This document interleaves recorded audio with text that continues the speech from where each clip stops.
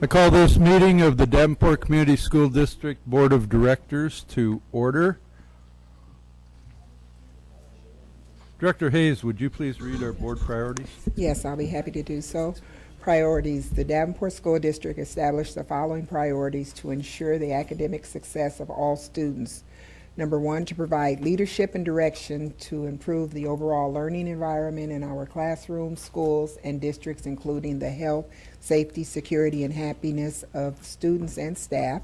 Number two, direct and support action programs and activities which reduce the impact of poverty on our students, their families, and our community. Thank you. Director Kluhl, would you please read our mission and vision statements? Yes, Mr. President, I'll be deferring to Gabe this evening to read those.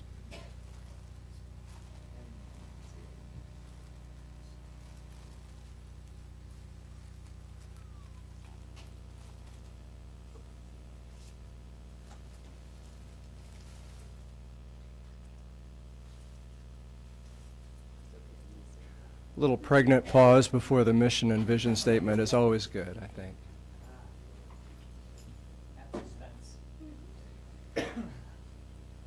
All right.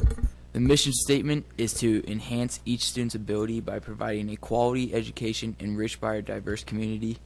And the vision statement is education that challenges conventional thinking, prepares all students to compete in a global society, and inspires our students, parents, staff, and community to answer the question, what if? Thank you, Gabe.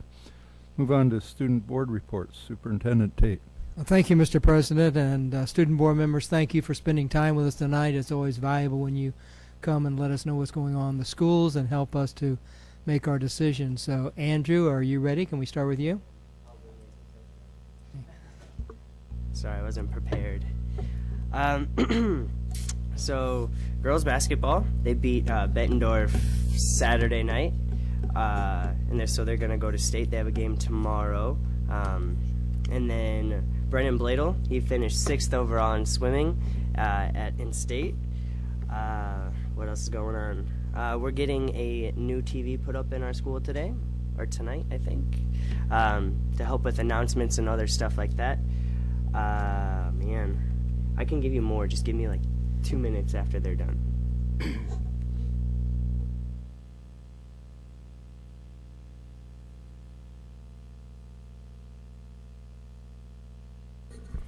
All right, hey, I'm Lorraine from Central.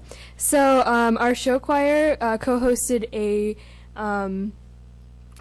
basically a competition over at the Adler this past weekend. It's called Great River. And there were competitors from Iowa, Minnesota, South Dakota, and Nebraska at that competition. And we actually had over 3,000 people attend. So that was pretty huge. And we only have one more opportunity to show our show choirs off, and that's this coming Monday at Show Choir Show Off, where all the show choirs from our district will be performing. So as for wrestling, Gabe is really awful at wrestling, so that's why he went to state this past week. And he'll elaborate more on that. Yes, he will. As for basketball, our varsity boys finished their regular season, and they earned 2nd place in the MAC, and they will start their sub-state tournament this Friday. Also, our freshman boys team was named the MAC champs. So.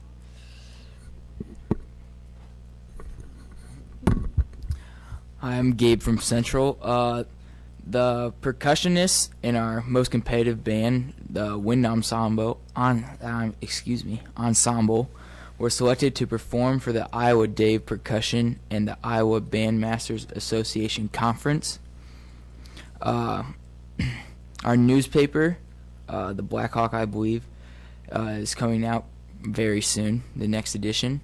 Our mock trial had their first scrimmage this past weekend and are gearing up for regionals on March 11th. And Central hosted a powerlifting competition 2 weekends ago. It was ran by our lifting coach, Hans Kruger, and associate principal, Charlie Driscoll. Charlie Driscoll, he brought in a couple of his powerlifting friends, and they helped demonstrate their strength by bench pressing over 500 pounds and deadlifting over 800 pounds. So it was cool for a lot of high school students to participate and see what's possible and if they push their limits.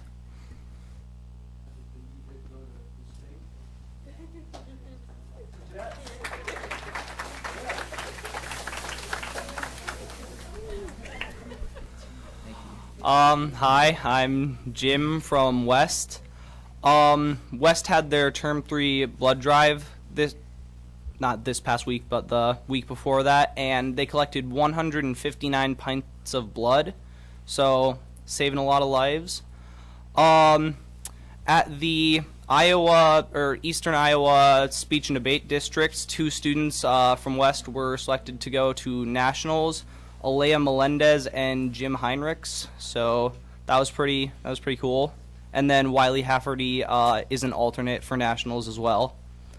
A West wrestler named John Behrens also went to state for wrestling, so I don't know if you saw him. Yeah, so yeah, that was cool. As they said, the show choir competition, Great River competition, was this past weekend, and so West and Central co-hosted that. It was a pretty good event. I went for a little bit. It's pretty cool to see. So, our robotics team is still fundraising to go to Kenya to teach some lessons about technology and stuff to some less fortunate children.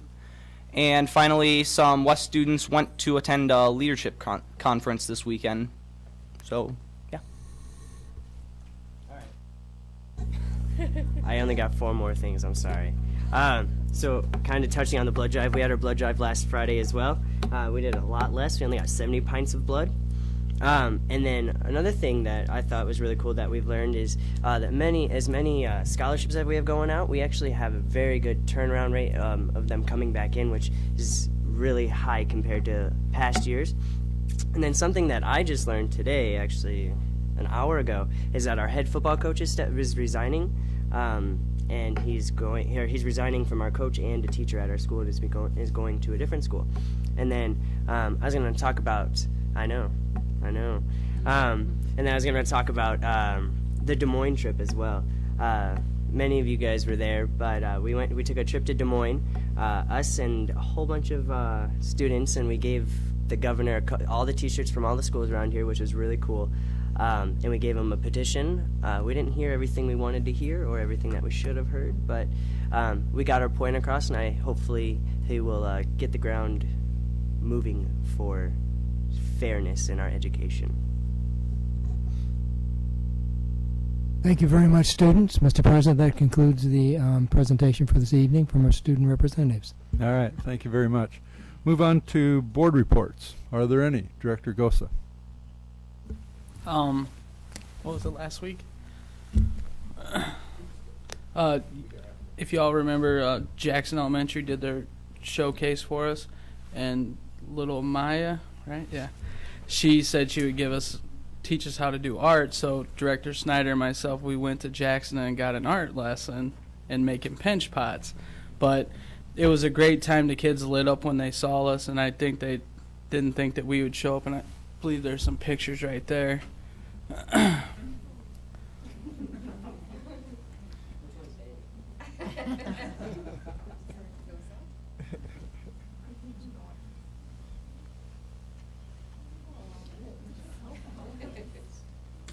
But it was a really great time, and the kids were all about teaching us, and they really wanted to show us how to do what we needed to do. I mean, they were task-oriented, and yeah, they helped. You got anything you would like to add? Yeah, that was absolutely a whole ton of fun. And those are some pretty amazing kids. They couldn't wait to help us. It was when class was over, they each jumped up and started cleaning up the classroom and putting stuff away and pushing chairs in, and we just kind of jumped back because they all had a mission. But it was a heck of a lot of fun. And we also learned that artists don't compare their work with one another because their own art is special. But with that being said, mine was still better than Mr. Gosa's. we haven't seen the final product yet. We'll let them judge. All right, thank you. Director Hayes. Mine wasn't quite that intense, but I was able to go to the Valentine's Day party at Eisenhower, and we had a little volunteer in there. Granny Sunshine is what she called herself, and there was probably 30 of us. She made us all squeeze into a small little slot to take our pictures. She had to take the pictures of the visitors, the pictures of the classroom, the pictures of her grandson and the teachers with the visitors, and she had several different poses for us to take, but it was a lot of fun. Thank you. Director Snyder. Over the last couple weeks, I was in a few other schools as well. I was in Fillmore, I was in Truman, I was in Hayes. And I wanted to mention that because looking around, there's been some substantial projects done at Fillmore and Truman.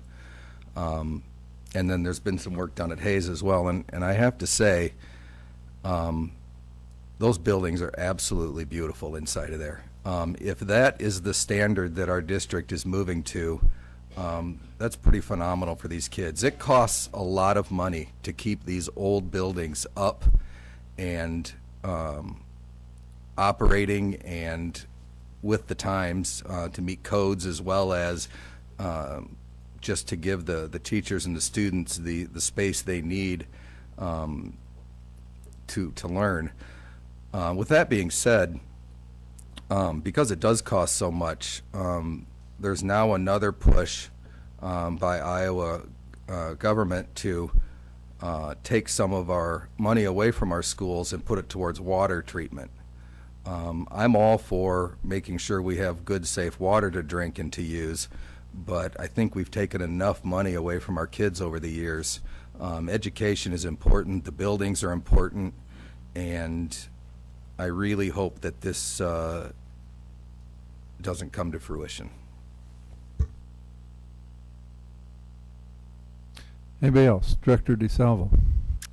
I would just like to mention that this Saturday there is a legislative forum at St. Ambrose University in the Rogowski Center. The doors open, we think, 10 o'clock, but we would like as many students from the Davenport Community Schools to show up there to support our cause in funding for education. So we want kids to line the hallways. Dave Thiede in the back of the room is organizing some of this, so we would like the kids to be there at 9:45, and they can just wear a school shirt to support your schools. Wear your cheerleading outfits, whatever you want, but we want to show these legislators that we aren't worth less, and we are going to continue this battle for education and equality and what our schools deserve. So thank you. Any other board reports? Director Snyder. Oh, just a warning to Cammie, don't have your kids offer to help us with anything because we may take them up on it. Director Cluel. Yeah, just to follow up on Director DeSalvo's comments about the forum this Saturday, we are also going to be holding immediately after the regular forum a student forum, an education forum, a worth less forum, if you like.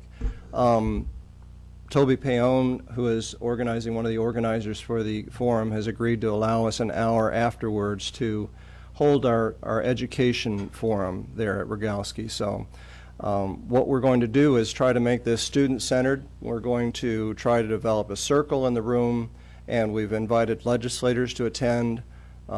We believe that there will probably be students from other districts attending as well. So this will be an opportunity for us to talk about the equality issue, make sure that everybody's up to speed on that, although the student school board members who have been to Des Moines are certainly up on that by now. But we're going to go through that. There will be board members there, and but I really want it to be a student-led affair. I'm going to talk about the Des Moines trip now, but that Des Moines trip showed so much leadership on behalf of our students, stepping up, and we had Izzy and James and Lorraine and Andrew stepping up and really leading the rest of the Davenport students in terms of what it is that we expect from the governor. And the petition that was presented by the students demanded respectfully that the governor and the legislature accede to our requirements for adequate funding and equal funding for all students across the state of Iowa.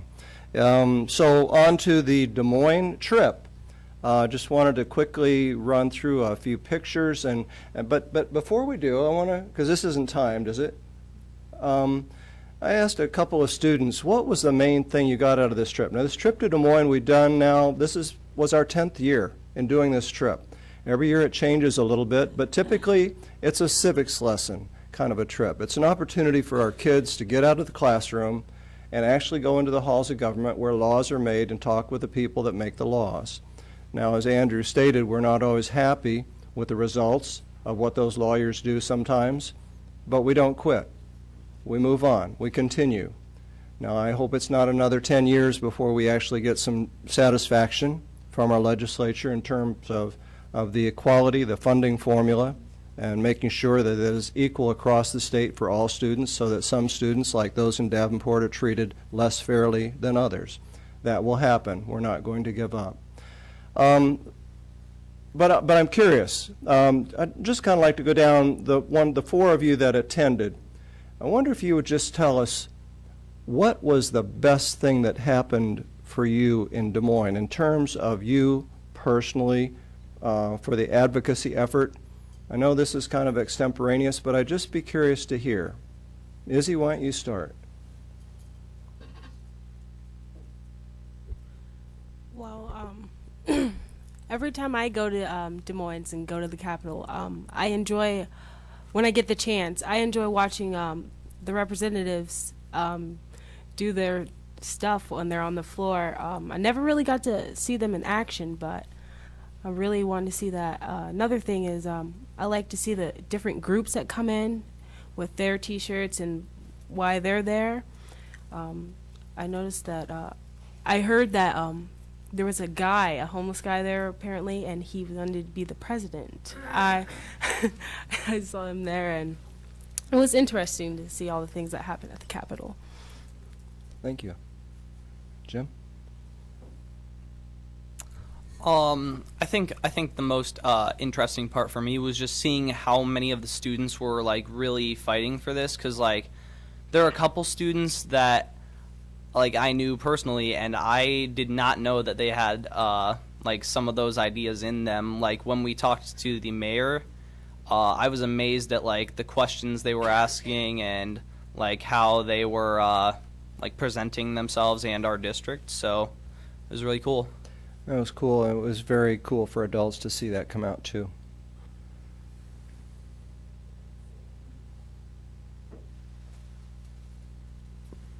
I think my favorite part was we were able to kind of give faces and feelings to those statistics. Basically, like, you know, we aren't just numbers. It's not just about necessarily like all the numbers involved with all the formulas and everything. It's more about, you know, it's our education and we're here fighting for it, and I thought that was really cool. And just the whole process of like the issue advocacy I thought was really interesting, just like being an interest group. Also, like the whole trip itself was very fun. It was my first time to the Capitol since 6th grade, so I actually like had an appreciation for what was going on and understood with a better perception, I guess. So it was cool. Excellent. Alrighty. Basically what they said, except I was really impressed in all the students that were there and how we really united. That was kind of the coolest thing to me, how, you know, we're all separate schools, but we all can come together, and how much of a force we can be if we all do come together like that. And I think, honestly, within the next year or so, we can make a difference, and we will make a difference. And then also the other cool thing that I learned was how the process works. How the process works, especially when somebody doesn't like your idea, and how, oh, it'll take too much time or stuff like that. Get to see a lot of the politics behind it. And I thought that was really interesting to see and learn how it works and how much time it takes. So. Thanks, students. I agree. I think it was a very interesting experience. It was a humbling experience. I mean, I think we all went in there saying that, you know, look, you know, how can you deny a student equal opportunity to funding, to resources for funding? But we found that there are ways that they can justify not doing that. But we will not give up. We will continue to persevere, and it's one of the wonderful things about youth is that you do have that resilience, and we will be counting on that as adults as we work through the legislative session. So we have put together about 10 pictures or so. So let's kind of roll through these. We started our day here, and if you students have something to add, or Rachel, while we're going through these, go ahead and add them. Oh my goodness, I don't have my glasses, but oh, that's even problematic. Here we are at, and we started at the Lucas Building in the morning. First place we arrived about 9:45, 10 o'clock. Actually, we were about 10:15. We were late because we had an interesting tour of I-80 gas stations trying to find windshield washer fluid for the bus. So we were a little bit late, but it added to the interesting sights that we had. But here we are preparing. You can see Margaret Buckton in the background there, helping the students to understand what was going on in terms of legislation at the current time, and getting prepared for our session with the governor from 12 to 12:30 in the afternoon. You see Lou Finch over here on the right and Margaret Buckton in the middle. And here we are again, Mr. Flaherty and other students who I can't see. I think Caroline is back there somewhere. And of course, we've got Andrew out here with the shirts. We had shirts from all 4 of our high schools that we presented to the governor with signatures on them stating that we are not worth less. And here we are in room 116. Now it was a fun trip going from the Lucas Building. I was born in Des Moines, so the Capitol was actually my playground as a kid. And so I went through these tunnels and up and down the Capitol Dome, but we went through a tunnel to get here to the Capitol building itself. This is room 116, the Senate conference room. And here you can see Representative Winkler and I think Senator Braze there talking to the students. And I've had a couple of students say that the best thing for them was actually talking to legislators during the day, that was fun to actually have back and forth with them. And it was much less formal than it was with the governor.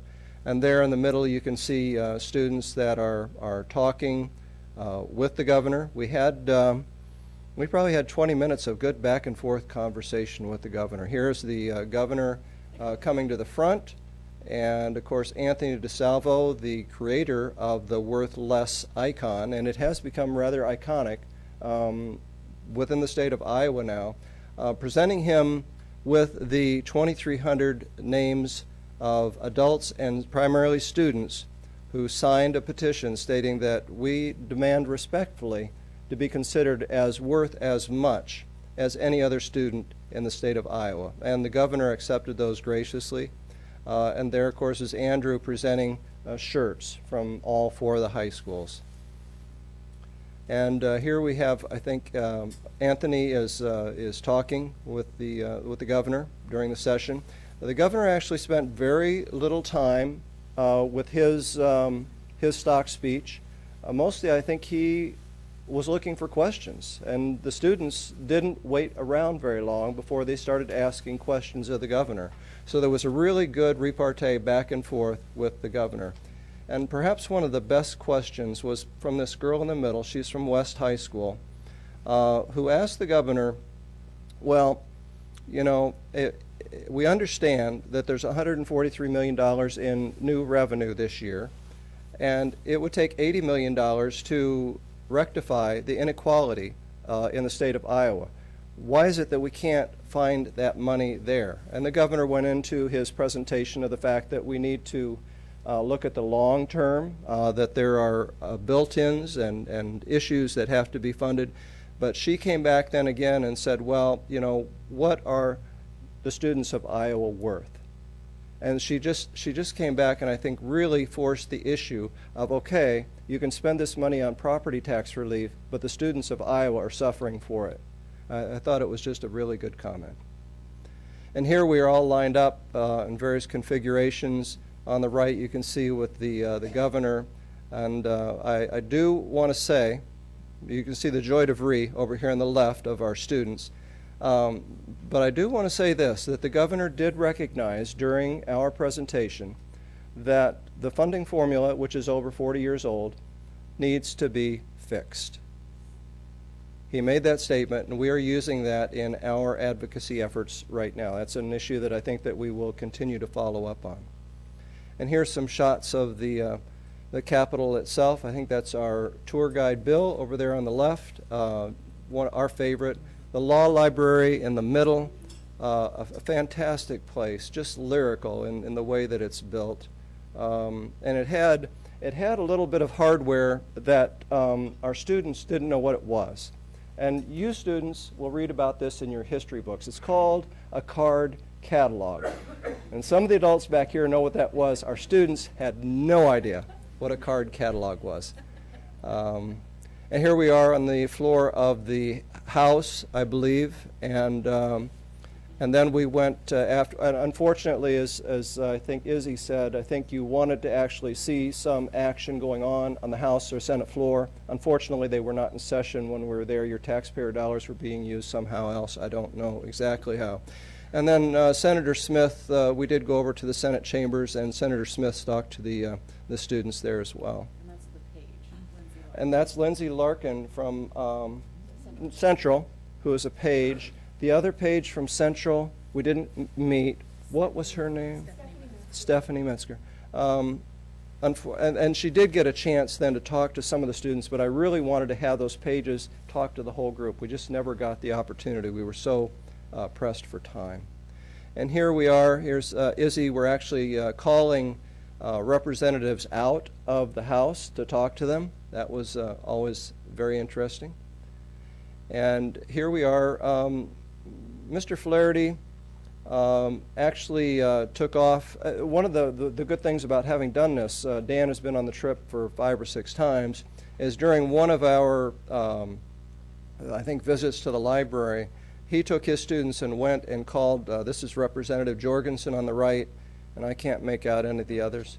Dolacek on the bottom, and I guess Those two are on the upper left, talking to them about funding and equality. And they had some very good, were any of you a part of Mr. Flaherty's tours with these folks? That was also Dave Beatty and Izzy. That's Izzy. And Dave Thede and Izzy, you can see in there as well. The Iowa Youth Congress has put forth a bill that's sponsored by Representative Thede that was actually a very good bill. Unfortunately, on the way back, we heard that the bill was not going to go out of Education Committee, so we're back to square 1 or 2 or 3. And here we are pretty much at the end of our trip outside the Capitol building with all of our students, and darn it, I wish we could have had that Davenport school bus raised a little bit, but all the strength in our non-wrestling folks there couldn't quite lift it up. But this is a great view of all of us there, all these kids there supporting Davenport schools in the House of Government, talking to the people who make the decisions. It's always a lovely shot. And I think that's it for us. Students, any final thoughts? Go ahead, Andrew. I'd like to talk about this card catalog. So for you guys that don't know, it's the old school Google. So I learned that, and you think you taught me that actually, or was it Tour by Bill? It was one of you two. So if you guys ever want to learn how to use it, or anybody here, I can teach you. Not that you will ever find it useful in your lives, probably, but a tidbit of interesting information. I mean, Bill is over here saying they don't know what a card catalog is. How can our youth go forward to lead us? But it's, Google is there for us, our savior. Okay, well, that was our trip to Des Moines, and we were darn glad to have done it. The best thing for me was seeing the eyes of our students light up when you got to do some of those things that you said were most fun for you. That is my repayment, and I thank you, students, for that.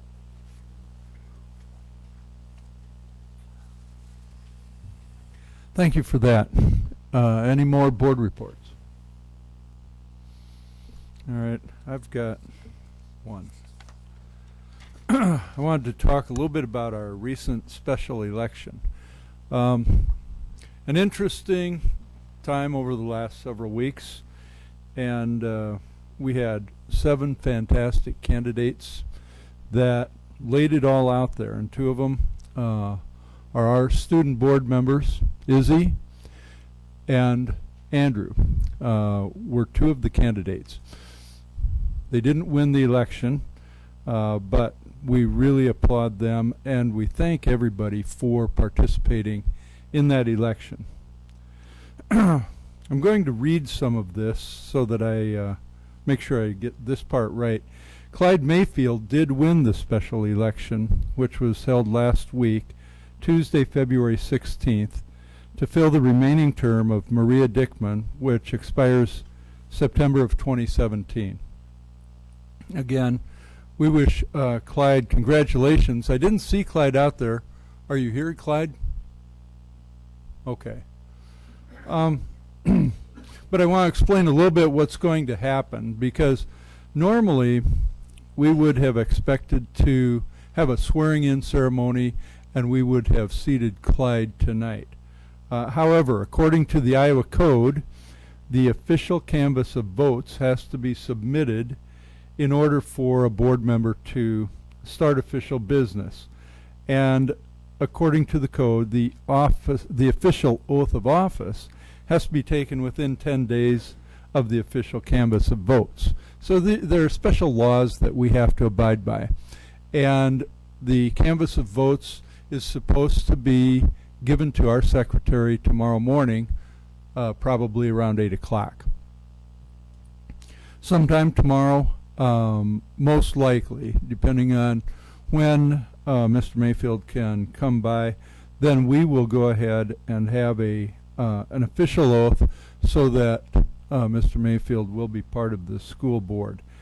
According to this timeline, Mr. Mayfield's first meeting as a board member will be at the Committee of the Whole meeting, which is on March 7th.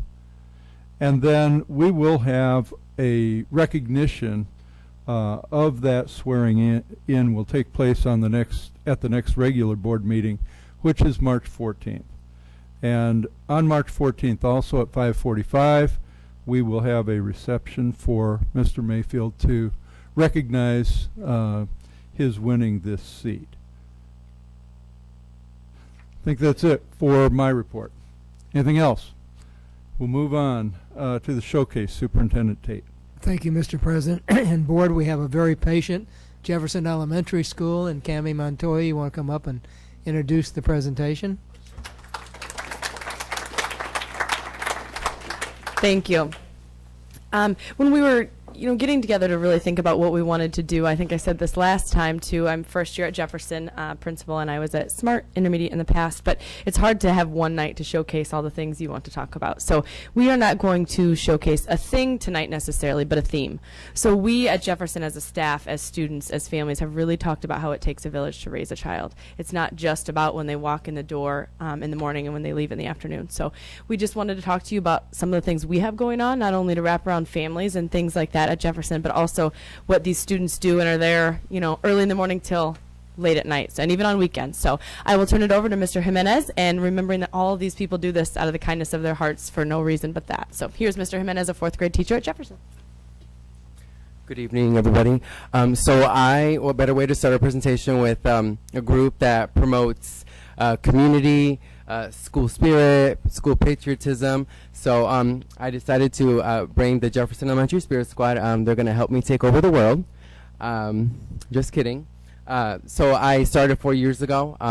It's a group. I wanted something more to offer them, something that will teach them athleticism, leadership, school spirit, like I said. It's been going on 4 strong years. The PTC got us uniforms this year. And I'm really, really proud to have this group here, because it's the only elementary with a cheer squad. So in Davenport Community Schools. So, and they have a little cheer for you. So, ladies.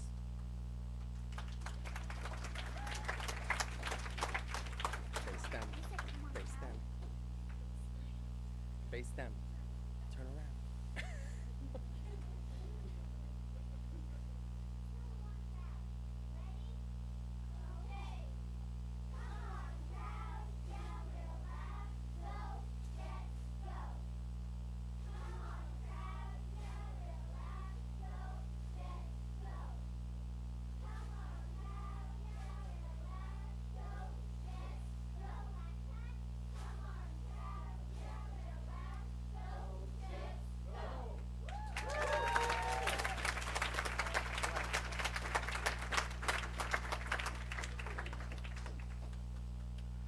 Thank you. Nice job, ladies. And again, we have to thank our PTC for their beautiful uniforms this year. It makes a big difference in the appearance. Next, we have our Family Matters person. She's here and doesn't like to speak in front of crowds, so I won't point her out too much. But we thought, what better way to give you a little snippet of some of the things we do besides, asking a parent to come and just tell you a little bit of the experience they've had with our Family Matters and how that's affected their lives. So I'm going to introduce Dee, which is a parent from Jefferson.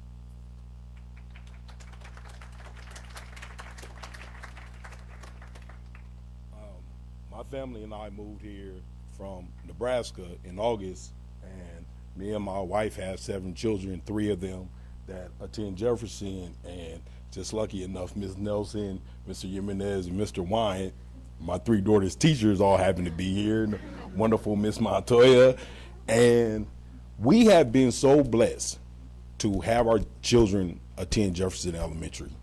Miss Miller and Mr. V have helped us through anything that we've needed. If you don't know what it's like to take care of 7 kids, it's very difficult. And especially when you have 6 daughters who change clothes 3-4 times a day. So, 2 of them being teenagers. So they help us with such things as a clothing closet on the weekend.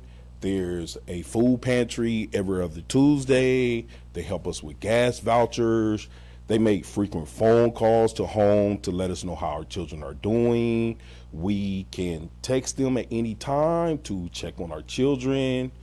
I can't say enough how wonderful and amazing the staff at Jefferson Elementary is. From the time that the children go to school to the time that they come home, they're always there. In any time of need, they're there for us to talk to them about something that me and their mom may be going through. And I know I only get a little time. I just would like to say to the board, children are our future. It wasn't so long ago that we weren't children. If we lose sight of that, we won't have any more astronauts. We won't have any more technology leaders. If we allow Congress to take the funding that we need to invest in their future, to spend, it's wonderful you want to spend it on clean water. That's great. These kids deserve a chance to be anything in life they want to be. That's the most wonderful school my kids have ever attended. And I say that as not only a parent, but a former student and a child of a former educator.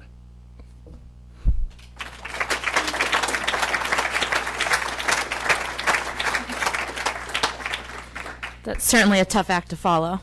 I'm Nicole Wiemat. I have the privilege of being the SAM at Jefferson.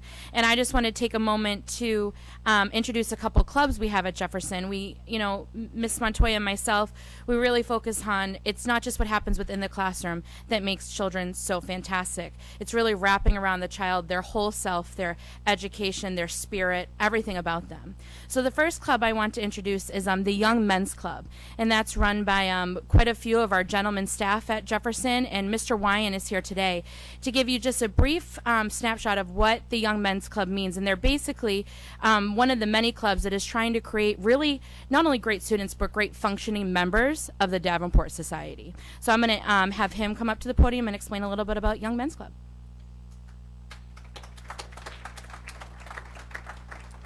Good evening. Thank you for having us tonight. Mr. Wyatt from over at Jefferson. And we're kind of co-heading. I'm one of the co-heads of the Young Men's Club over there. We started last year, and we had quite a large group last year, and we took a different approach this year and really honed the best of the best at Jefferson. And we have a group of about 10 or 12 young men that come once a week, and we do lots of different activities that are just character building, focusing on goal setting, and making sure that we're being there to just kind of create a support group so these young men can really move forward in the positive direction. Each week we begin our meeting with the pledge, so we thought we would share that pledge with you. You guys want to step up a little bit? That way we can see you. Excellent. This is Mr. Adam and Mr. Andrew, and they're our group representatives for the night. So we're just going to start it up. Ready, guys? From A to Z. To the YMC, I pledge to be an Why? It's time. For what? To prepare. For what? My future. When's that start? Right now. When's that start? Right now. When's that start? Right now. This is my education. This is my education. I need it. I want it. I'll get it. Period. Very nice, gentlemen.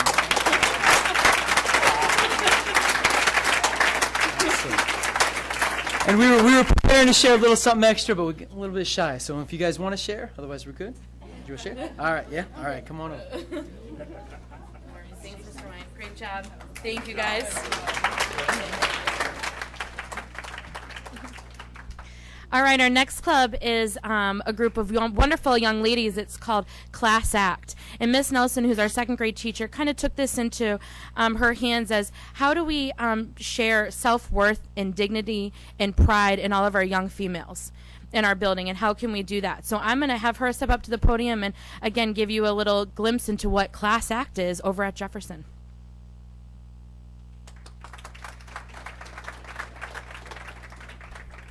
Thank you. I don't have very much to say because I have 6 girls up here who worked very hard on something that they wanted to tell you about Class Act. Just in case anybody wants to come and visit, it meets on Tuesdays after school at Jefferson. We have worked on self-esteem, we've worked on trust, we've worked on confidence, we've worked on gossip and people skills, just all the things that our young ladies don't always get to hear about in the classroom or don't have the skills to handle.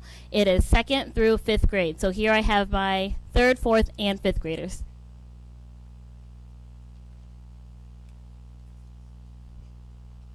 Hi, my name's Amani. Hi, my name's Amani, and what I learned that you have to trust some people even though you don't know them, and treat other people how you want to be treated.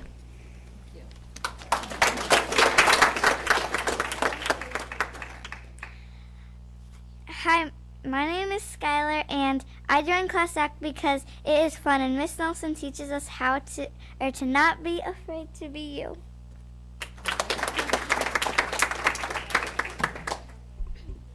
Hi, my name is Shikaria. Class Act had taught me about how to stay positive and how to respond back to a rude thing. I think Class Act should be around the world. Hi, my name is Nyasia. What I've learned in Class Act is how to be young ladies and how to teach and how to treat anyone good.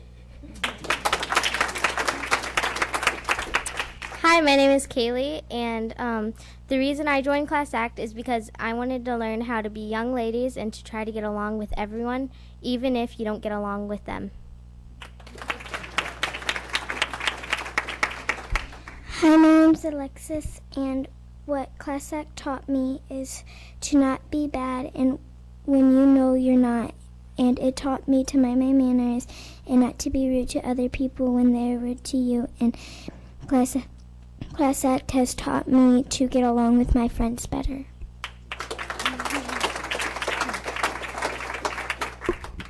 So as you can see, we have several overlap between Spirit Squad and Class Act, but not all the ladies had a chance to write something down they wanted to say.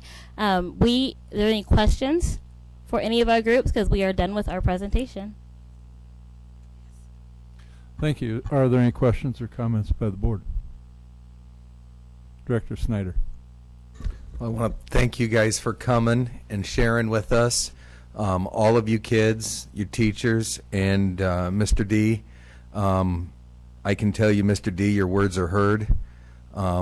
As a board member, that's why I wanted to run for the board, is there's nothing more important than a child feeling pride in the school that they go to, because when a child feels proud about the school that they go to, they're going to have a vested interest in that school, and they're going to do better for themselves. And you guys are absolutely amazing. You've got awesome teachers and awesome parents, so don't forget to thank your parents once in a while too. But you guys did amazing, and thank you for coming and sharing with us. Anybody else? Director DeSalvo. I would like to thank you too. Really, really great job up here. I love the cheer. And I want all of you to remember what you're learning now and carry that with you when you go on to intermediate school and high school. These are things that are going to get you a long way in life. All these lessons, the things that you're learning in the Class Act and the boys group, hold on to those things because they will help you in the future. And so you're learning wonderful things. You have a great teacher and teachers and assistants and parents and all of it. It all matters. So I know it's hard. You got a lot to learn to take in, but remember this moment. Remember what you're learning here because it will get you far. So thank you again. Really, really good job. Anybody else? Director Gosa. I thought you guys all did amazing. You were great right here in front of us. Didn't get nervous or nothing. I'm glad to see that there's elementary schools with cheerleading squads because now I know my daughter's going to try to get me doing that at Fillmore. So it's nice to see that you ladies did a great job on your cheer, and the two gentlemen that did their rap for us, you guys did great too. So I thank you guys. I see you're being shy back there, so you guys did a good job. Thank you. Director Hayes. I'm so happy to see that you offer something such as Class Act. You ladies are a class act, and with all the things going on in today's society, it's very important that you know and recognize your self-worth. So please pay attention in your class, and at some point in your life, I think you will really understand what you were being prepared for, because things aren't always as nice as you expect them to be in life. But as long as you know your self-worth, you'll be fine. And the gentlemen, I'm so happy to see that you showed up in your ties and you were just looking like little men there. So keep up the good work, and next time be prepared to tell us what you didn't tell us. All right.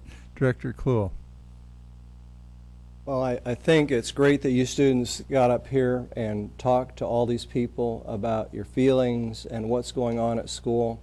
You know, when I was in school, when I was a lad, teachers to me were people that stood up in front of the classroom and probably went home at night and went into some kind of shutdown mode, and all they were was really teachers that came to teach, and then they were gone.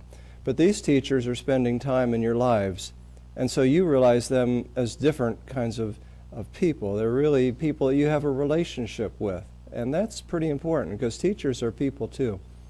So I think that's great. And I got to tell you, one thing that I really appreciate is I think at Jefferson you must have more male teachers than any other elementary school in the district. I think that's great. I love women teachers, but boys need role models, and I'm really pleased to see that at Jefferson. So thank you, kids. Thank you, teachers, and thank you all. Anything else? All right. Well, everybody has said thanks. I'll say thanks to all of you. Thank you, especially teachers. And I always look to building leadership as well. And Miss Cammie or Principal Montoya, I wanted to thank you for the spirit and everything that you bring to the whole school. So thank you very much to all of you.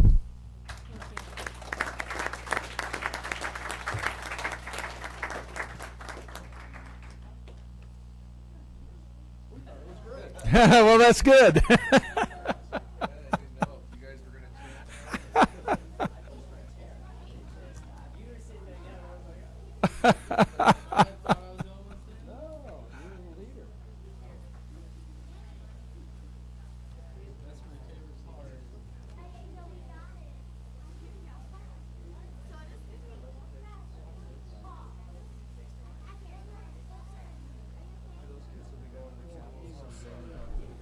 Yeah, but you won't be going with them.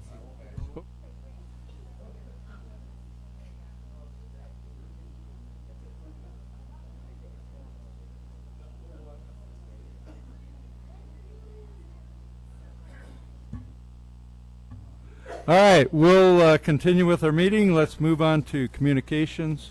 Director Kluhl, you get to read our upcoming events as well.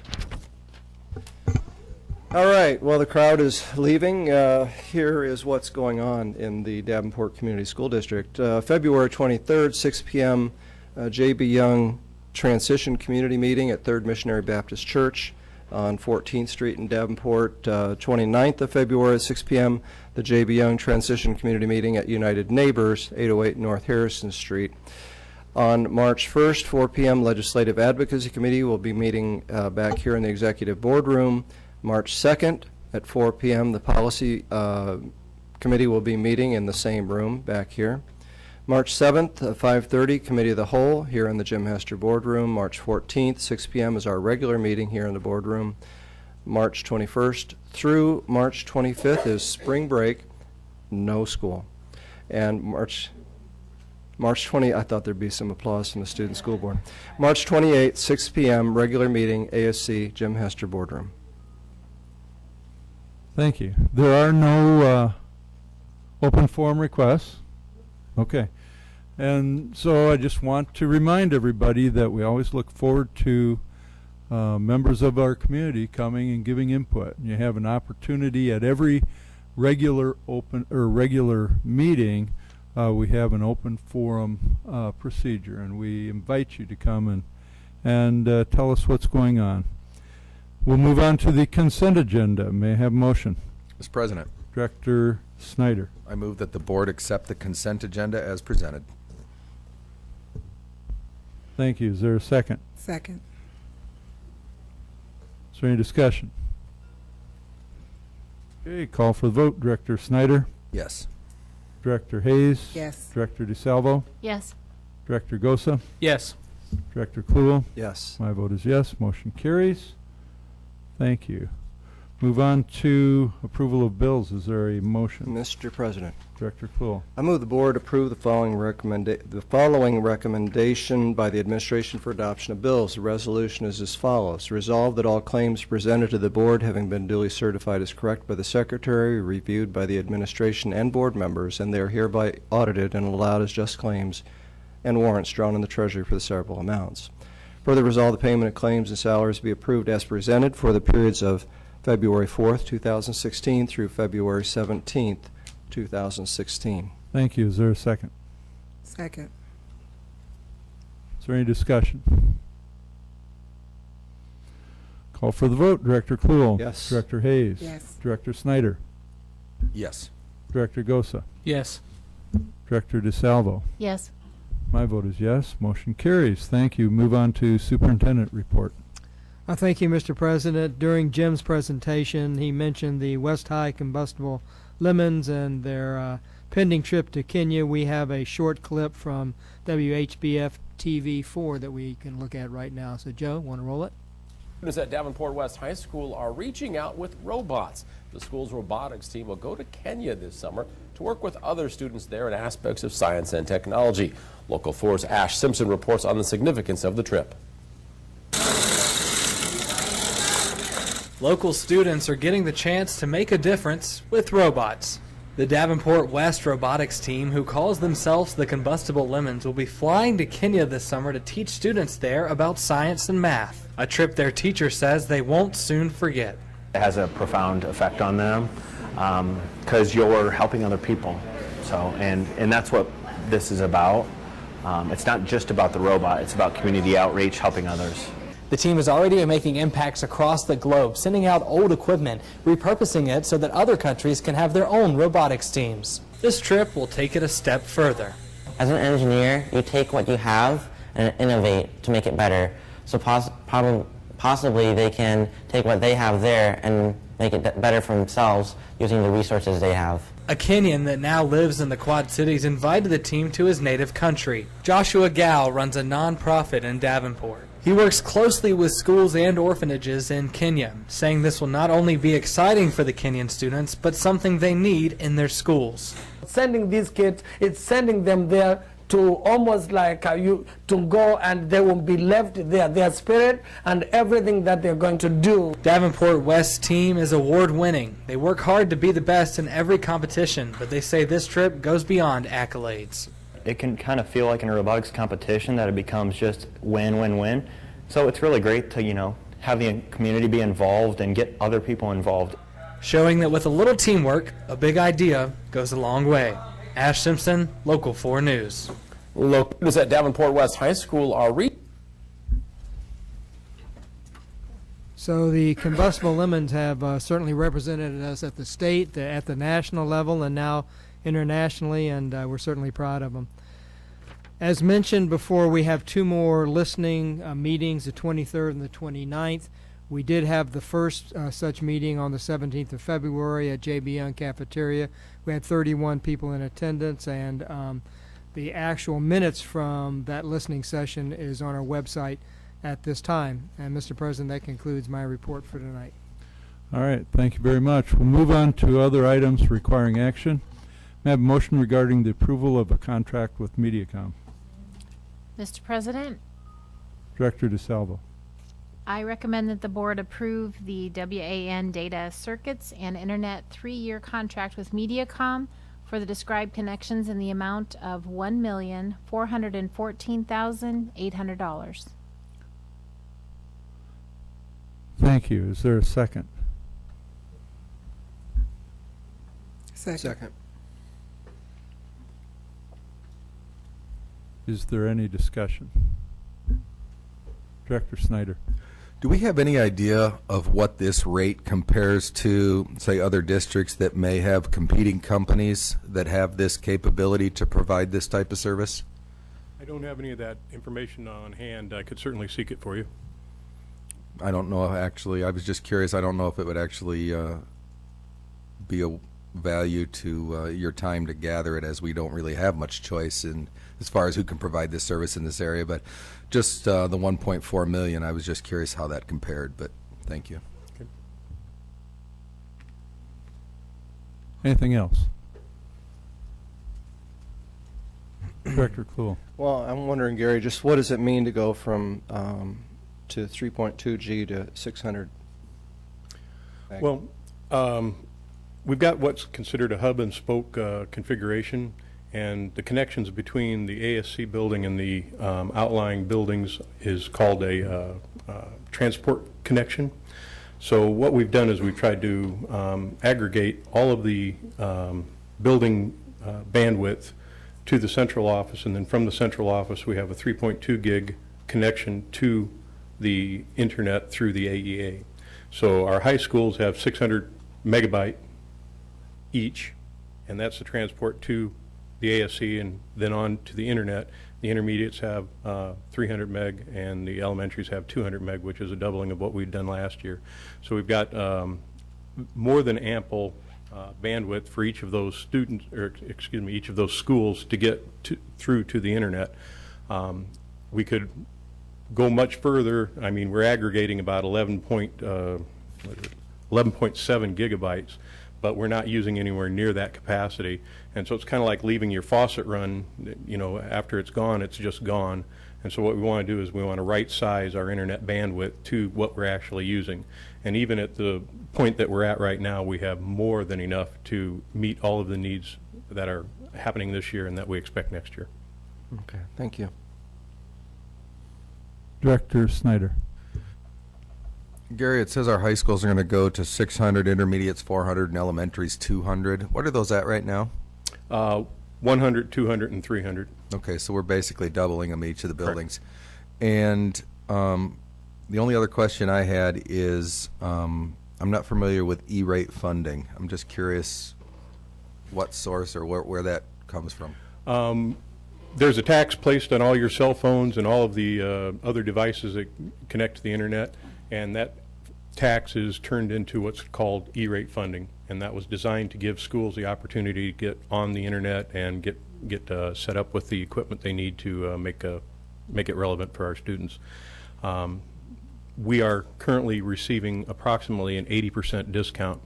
So if you look at that, our monthly fee for internet usage in our district is about $39,200 right now. It'll be $39,300, and we're doubling next year.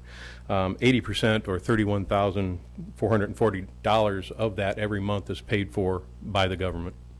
So we're actually only on the hook for $7,860 a month for all the internet and connectivity that we have in the district right now. Wow. All right, thank you. Director DeSalvo.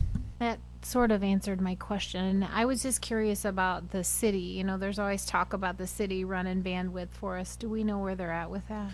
Well, they're still working on it very hard, and they're working to get some partners associated with the function. I think the city is doing some really good things for us. They're just not quite there yet, and we can't be without a dependable internet in the district. So that's my primary focus. The secondary is I'm a native of Davenport, and I want to see them do great. Thank you. Anything else? Director Gosa.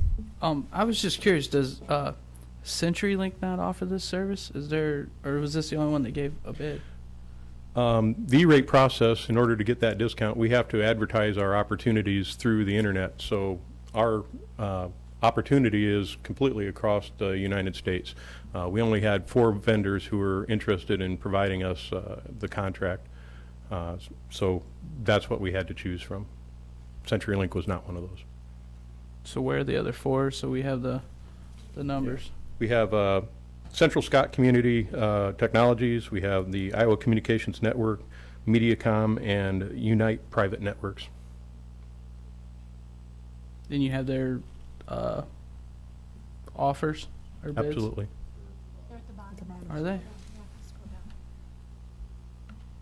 I guess I should have did that. All right, thanks. Anything else? I'm curious, Gary, about a couple of things. One is this bandwidth issue we've discussed for years, and I thought sometime in the past year you said you suggested that the how do I want to say it? The guideline for bandwidth would be that we would be at about 10 times where we currently were. Is that consistent with what you said? I think it is consistent. It's a growth model, and what we're seeing is a lot of things are changing in the internet. When that rule of thumb was put forward, and if it's not the right thing to call it again, I don't want to go there. It's okay. You can call it a rule of thumb. All right. When that was made, that was probably accurate. I think that as we advance every year, every 18 months, things change significantly in the technology environment, and the amount of things you can do with smaller amounts of bandwidth are happening. Our mobile devices, for example, are communicating with 2 radios instead of 1 radio, which makes the bandwidth much more efficient. All right, so things are happening all the time in this industry, and you just got to stay abreast of them and in front of them. The one thing we always want to be sure of is that we've got enough bandwidth to do the things that we want to do. And that's where I keep my focus on. We may never hit that 16 gig mark. We may go twice as far past it with the existing technology that we have. So it's one of those things where you do your best, your very best. It's as much an art as it is a science, forecasting what you're going to need. But we've got some really great technicians, and we spend a lot of time looking at it, making sure we got it covered.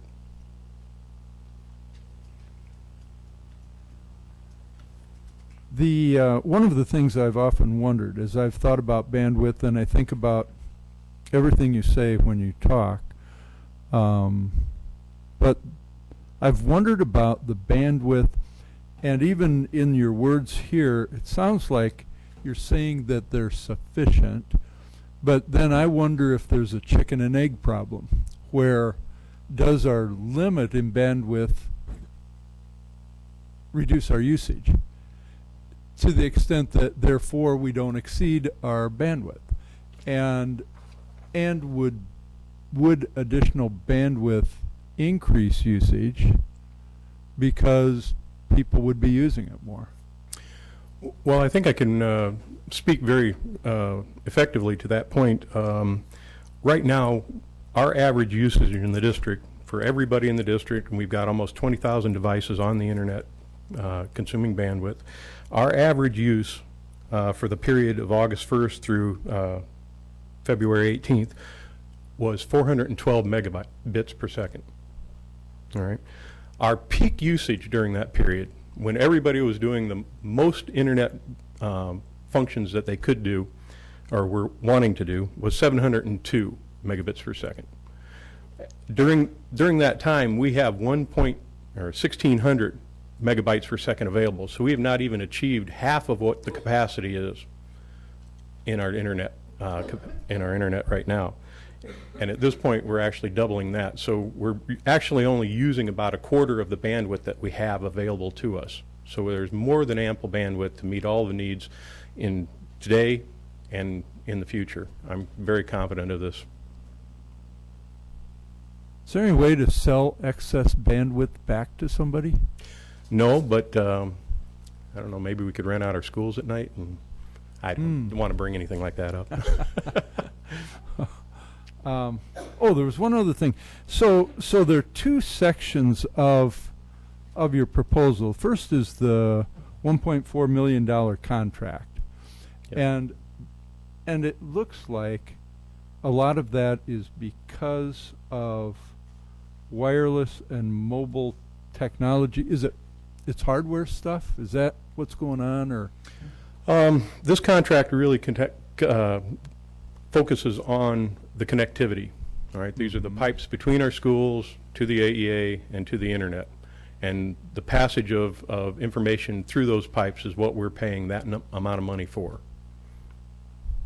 It does not really include any of the connective, I shouldn't say that because Mediacom or any provider provides equipment on either end of those connections to make them work.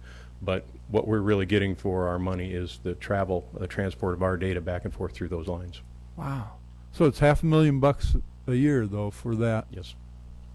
I didn't realize that.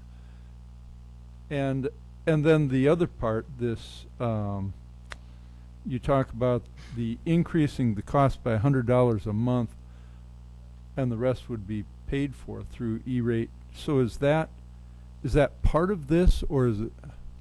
Yes. Okay. All right. Okay. Any other discussion? Director Kluhl. Just want to thank you for sharing your daughter Mickey with us in Des Moines. She had a lot of fun. Anything else? Okay, we'll call for the vote.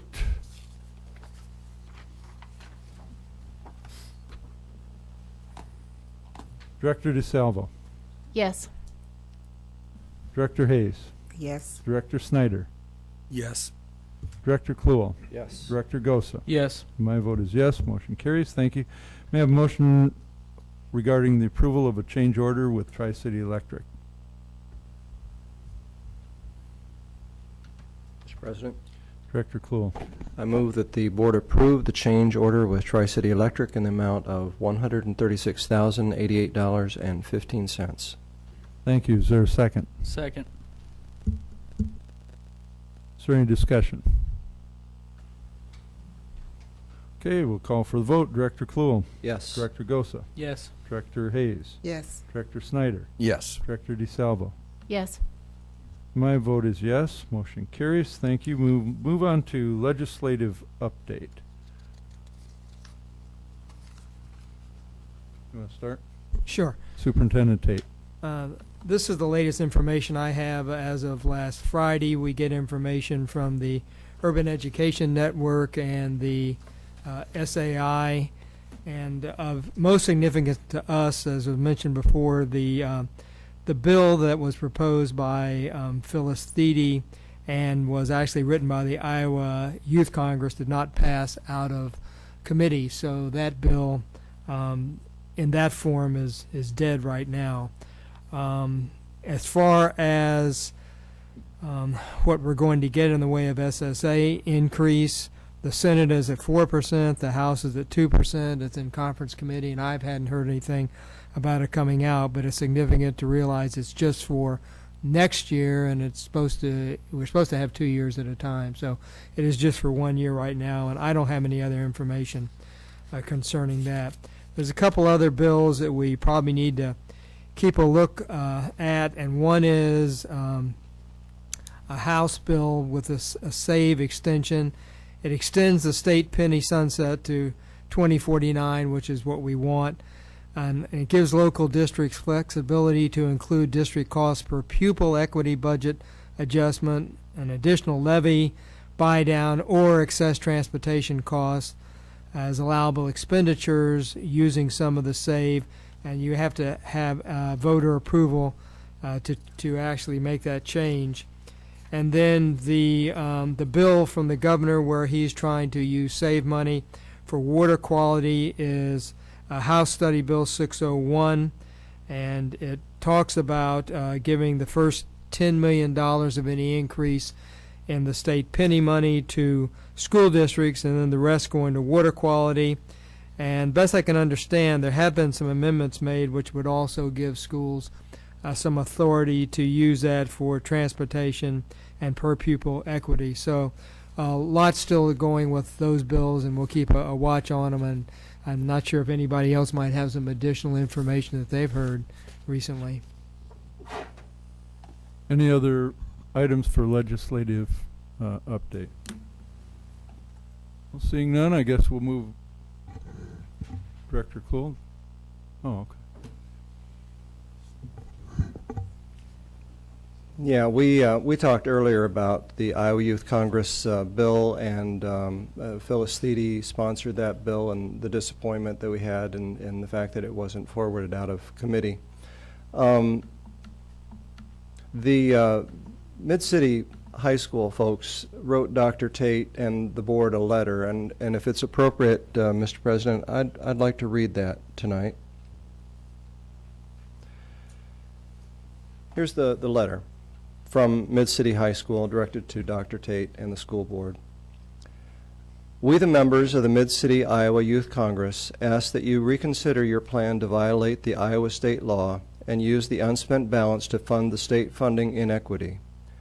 While your example of putting the students first by recognizing that we are not worth less than other students in the state is what inspired us to try to get legislation passed to fix the funding inequity, we do not wish to lose your leadership in this fight.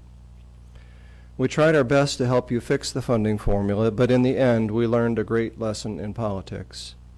We learned that there are groups out there that truly do not care about the quality of public education and will do anything to advance their own agenda, regardless of the consequences to the education of the future of Iowa. Our bill was defeated because of their fear that even though our bill would not allow or cause taxes to go up, they were convinced that in 3 years it might cause a property tax increase.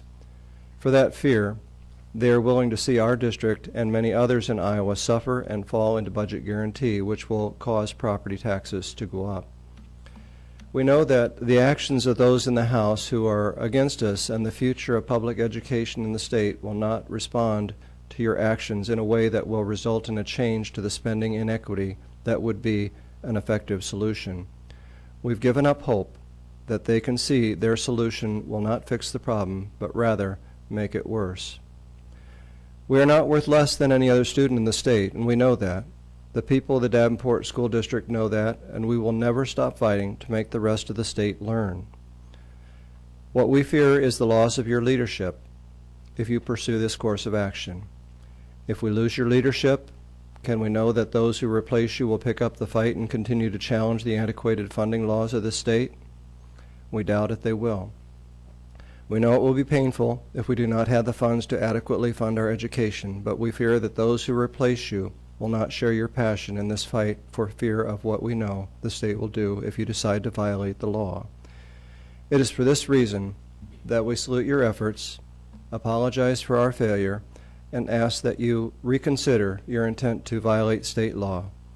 Give us another chance to try again next year when we have a new legislature and hopefully a more receptive legislature. So I just felt that it was important to share this with the public. This was a letter that was directed to us on behalf of Mid-City High School. Mid-City High School was a very important segment of the group that visited the Capitol last Monday. I don't really have, I don't want to make any comments at this point except that the Legislative Advocacy Committee is continuing to work. We will continue to work as long as we are able.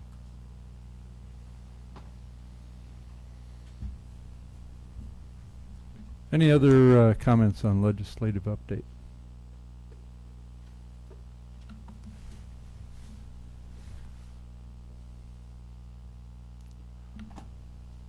I think I just want to comment briefly on the letter. I want to say thank you very much to the Mid-City Iowa Youth Congress members for preparing this letter. I understand your thoughts. The only thing that that in the letter I didn't quite agree with the apology for your failure. I didn't see it as a failure. And I was very proud of all of our students, and I was proud of the Iowa Youth Congress for doing everything that they did. I know that you're learning valuable lessons in doing all of this, and that you are advocating to the legislators. There's also a Governmental Affairs Committee, division of the Legislative Affairs Committee, and that committee as well continues to move forward. There is a lot going on, and I think, as Director Kluhl mentioned, we will continue to move forward as long as we possibly can. Anything else? All right, then we'll move on to the budget. Superintendent Tate. Mary gave you on Board Docs an updated copy. In case you'd like to have some paper to do notes on, I'll pass out the latest draft on the budget.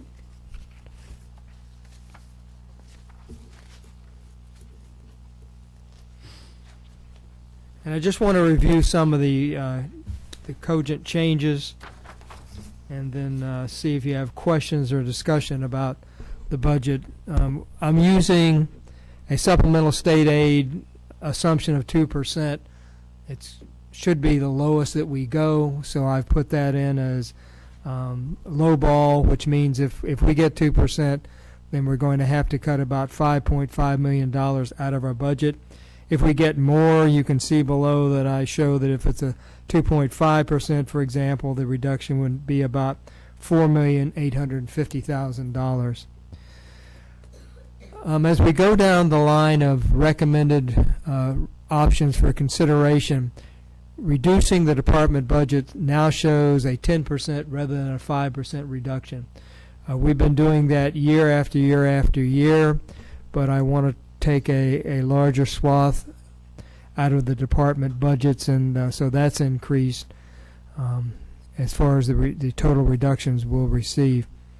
As we go down the line, the other change I had pointed out last time, but I want to revisit it, is revising the out-of-district rules in the diversity plan. That's about 3/4 of the way down, because we do have a new diversity plan approved by the Department of Education, and we're only going to let the same amount of out-of-district requests as come into the district, then we'll save at least $150,000 next year from that change. And we talked, but I want to once again point to decreasing 5 school days by adding 10 minutes to each school day. There is savings there. And again, I want to point out that I have not talked evaluatively about most of these, and talked about whether what the effect might be, the negative impact. We'll do that at the next committee of the whole. So just because they're on here doesn't mean that I would grab those. I haven't yet set my priorities out on which ones I would take first and those that I would accept last.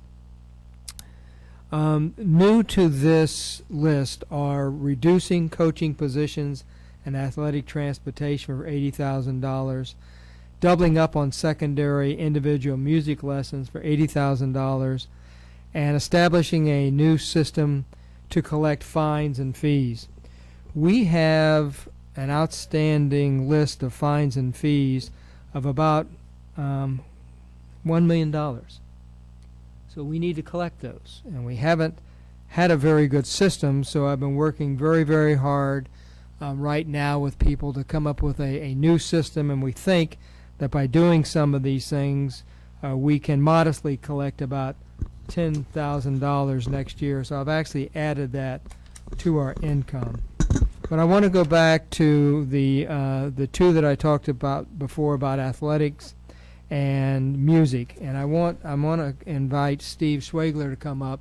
I asked him to come forward and talk about what the doubling up of the secondary music lessons, what it looks like now, what the effect would be, what the negative effect. I need to point out that he didn't come running forward and say, I have $80,000 of reductions. I called him in and said, give me $80,000 worth of reductions.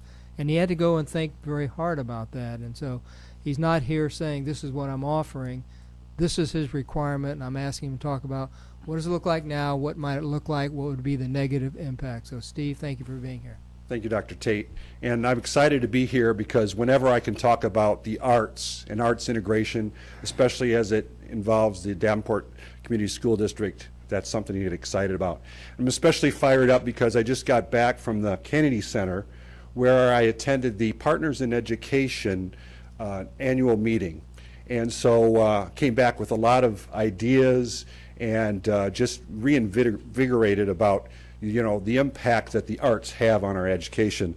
So I just want to just frame my comments here coming up with this quote from the Department of Education in a report they gave. The value of arts education is often phrased in enrichment terms, helping kids find their voice, rounding out their education, and tapping into their undiscovered talents. This is true, but as President's Committee saw in schools all over the country, it is also an effective tool in school-wide reform and fixing some of our biggest educational challenges. It is not a flower, but a wrench. So it's a basic tool that I think we need to preserve. That being said, I thank you for this opportunity to share with you how the doubling up of our secondary grades 6 through 12 individual music lessons will affect our students, as well as our band program and our orchestra program. This potential cut would mean a change in the current school board policy for instrumental music lessons 604.06 instruction, which was revived in March of last year, 2015. That policy reads, instrumental instruction shall be offered beginning in grade 4 for strings and grade 5 for wind and percussion to all students of the district who desire this training. Each student who registers for training shall receive one individual lesson a week during school time under the direction of a special instrumental instructor.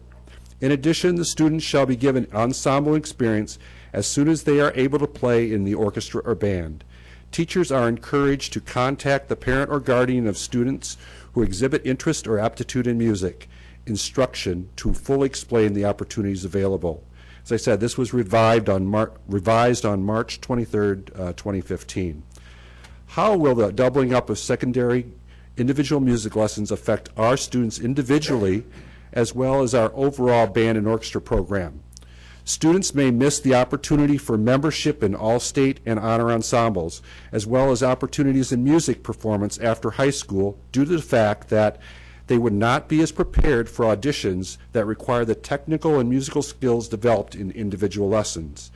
Students whose only opportunity for an individual lesson is through the Davenport Community School District instrumental music program may not be able to prepare a solo for local and state solo festivals, or through technical studies introduced in the individual lessons, develop the skills needed to earn membership in an honor group or post-high school program or job. Davenport Community School District students would be at a disadvantage in comparison to neighboring districts due to the fact that all our neighboring districts provide individual lessons for their instrumental students. What happens in an individual lesson that may be lost if students have to double up? Private lessons are an instrumental lesson teacher's opportunity to provide individual feedback and recognize progress in areas of need. Many young music students are shy about their playing and may be intimidated by having to play by themselves in front of a peer, especially if they are struggling playing their own part.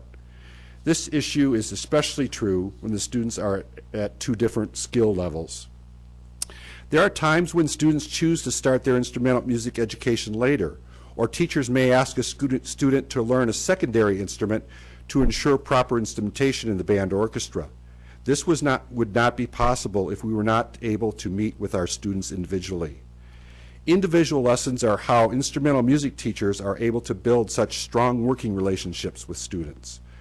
I would expect the retention percentage would drop as well, especially in those that do not have the opportunity to take individual lessons by any other means. Students progress at different rates. Because of schedule limitations, not all students would be able to be grouped with a partner of the same skill level. That leads us to the difficulty of pairing students for shared lessons. Grouping students for lessons makes selecting appropriate materials for each student even more difficult, since their partners each term may be in different lesson books, might play different instruments, and be at different skill levels. In this situation, the instructor loses the ability to create lessons that cater to the needs of the specific student. The whole point of individual lessons is, of course, to give specific instruction to assist a student's musical progress. Students with a lesson partner can become less responsible for their own development. Band is made up with as many as 14 different wind instruments, each of which have their own intricate challenges regarding note naming, assignments, fingering combinations, the key they're written in, etc.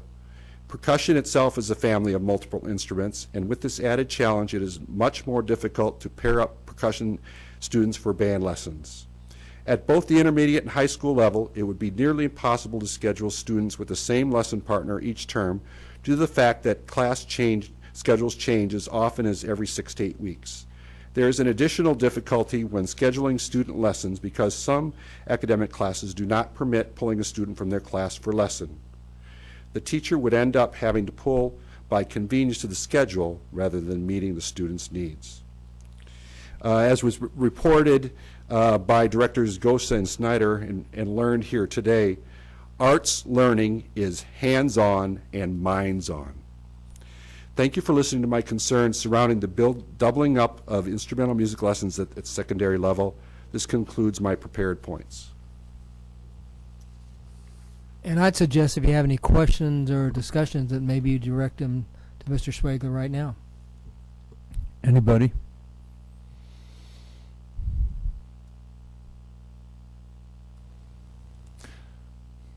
I have some, but I think I want to reserve them for a little bit later in our conversation. Okay, thank you very much. Thank Great you. presentation. Thank you. And the next part, reducing coaching positions in athletic transportation. Don Flynn is still out of town, so Rob Scott is going to talk a little bit about what this means and what the impact could be. Good evening. John put together some bullet points for me to read for you tonight. Again, I'm not going to go through the entire sheet. I'm going to hit just a bullet point from each one. If you have questions, I can refer back to those. Elimination of the high school Temple Will coaching contracts. When we have freshman teams that are too large, we add a second coach. It would be eliminating of that, which would basically mean cutting at the freshman level. Because you would just limit the amount of participation. So you would say a roster of 15 is all we're going to take because we're not going to hire the second coach. Elimination of transportation to high school cheerleaders to away games would be a cost savings. Elimination of the intermediate intramurals.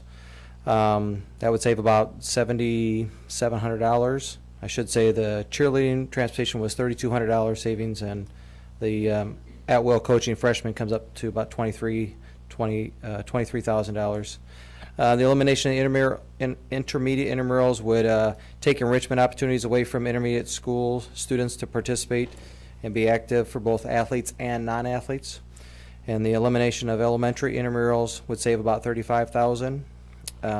Again, taking away opportunities to participate in sport activities for some of the students who cannot afford fees, equipment charges, and aren't in organized sports.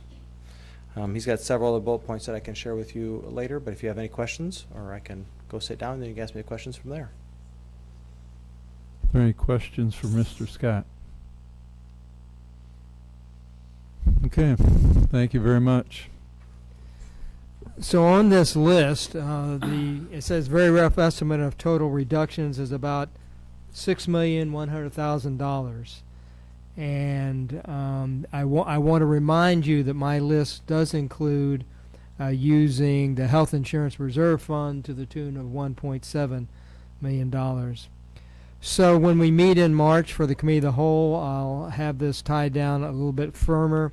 We have been waiting to see about retirements and whether they would be approved. And now that we have the early retirement list fairly solid, we can start making some choices and seeing how we can try to collapse some of our administrative positions because we need to save about $300,000 in that regard. So that's all I have. What I want to point out that given the opportunity, I would not select any of these, but we're going to have to make reductions to save money eventually. We don't know exactly how much. We're still waiting on the legislature to do that, but we have to make a decision. We have to put in a certified budget 15th of April. You need to make a decision the last meeting in March so we can meet all of our deadlines. So that's my presentation, Mr. President.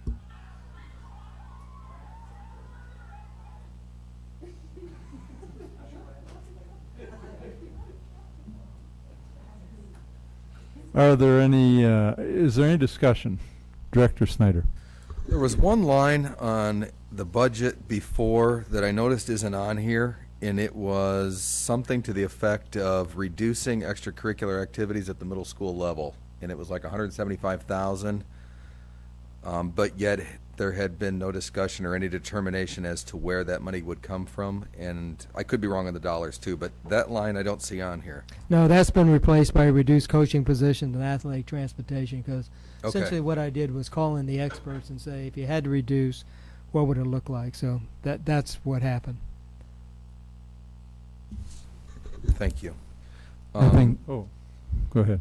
In regards to what was presented tonight, I am a big proponent of extracurricular activities and arts and music. I think it helps define a lot of our kids and helps them figure out things that they enjoy or things that make them the person that they are outside of a textbook. They also provide outlets for families of poverty who maybe can't participate in these activities if it wasn't for school. So eliminating a team, say, down to 14 members, I can only imagine the impact that would have on kids who have a willing participation and are looking forward to participating in something like that. So while we have to make these budget cuts, and we often throw around the phrase in here, keep them as far away from the classroom as possible, extracurricular activities are extremely important to our kids. There's also a lot of research. In fact, I wrote a board request up that actually will tie into this later as well. But there's research that shows that the more extracurricular activities kids are involved in, the more they feel connected and to their school and invested in their school, that the better they achieve. And I know cuts are horrible, but extracurricular activities and things that really are our kids' outlet to creativity and defining themselves are some of the last on the list to go, in my opinion.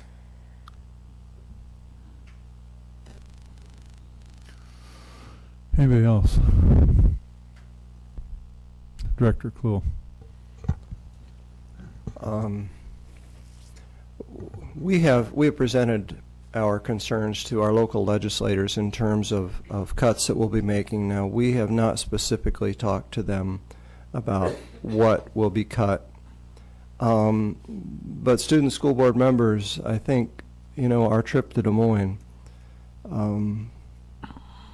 I wish the governor could be here tonight to look at this list of things that's happening, and his response to the students' questions about, well, what about us? And his word to us was, be patient, be patient, be patient. And so we're talking about some of these things here tonight that are clearly going to impact the quality of education that we provide in our classrooms. And so that letter from Mid-City High School keeps coming back to me.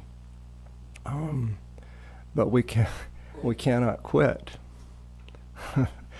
As difficult as it is to talk to the governor and clarify for him what our issues are, and to get the response back that, well, be patient.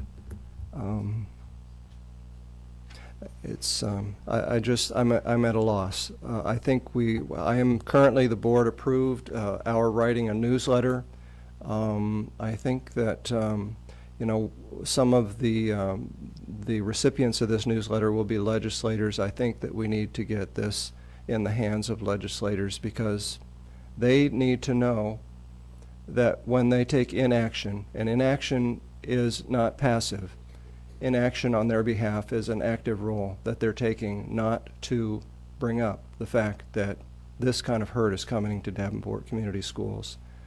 They need to be familiar with this. And as Mr. Flaherty said when we went to Des Moines, he said it's okay to be respectful, but you should never let people in position who are denying our students feel comfortable.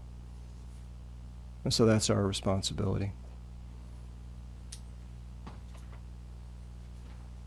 Anybody else? Director Snyder. I guess if nobody else wants to comment, I always love to talk. There's only two other lines on here. Well, in fact, they all concern me, but there's two other lines that I wanted to talk about. One of them was the decreasing 5 school days by adding 10 minutes to each day.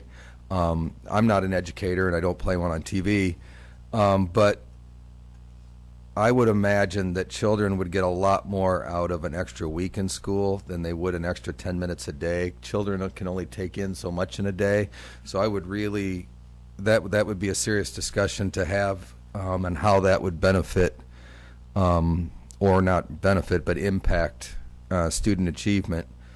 And in the walk zone, I can't see us raising our walk zone to the state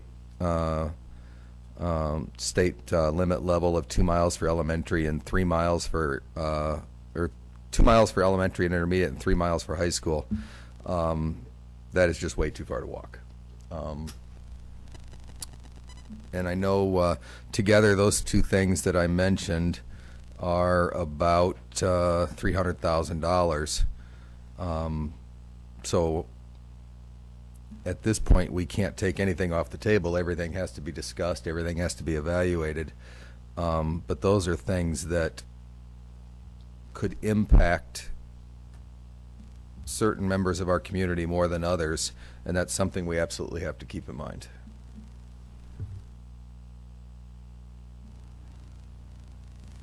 Anything else? I've got several thoughts, and I want to,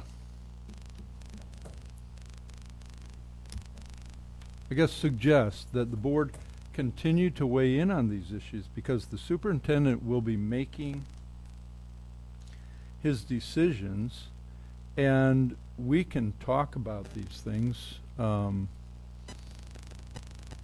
And if it's important, the superintendent will note that and then think about it. But I have a question for Director Snyder before I move forward. You said the last one you were talking about 2 miles and 3 miles are too far to walk. I was curious why you're saying that if the legislature says that that's just fine. My question to legislators would be, did their children walk 2 miles to elementary or intermediate and 3 miles to high school?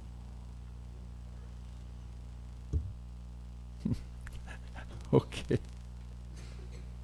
All right, well, it's just one of those things. It is a state law. We've discussed the state law over the years, and we have not gone out to that point, but 132,000 is 132,000. There are health benefits as well that are promoted by a number of different organizations and people that suggest that students actually should be walking more.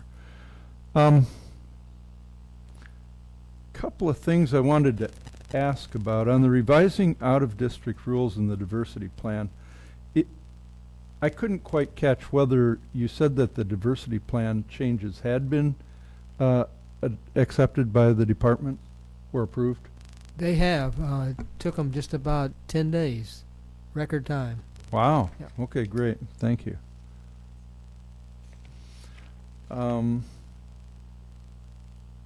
Reducing department budgets by 10%.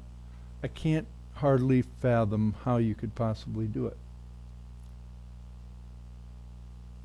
Well, they're going to have to look at every expenditure. They're probably going to have to do zero-based budgeted. What I told the department heads today was, I'm cutting you 10%. If you can't live with this, if there's something you're not going to be able to provide to the field, then you need to come to me and talk.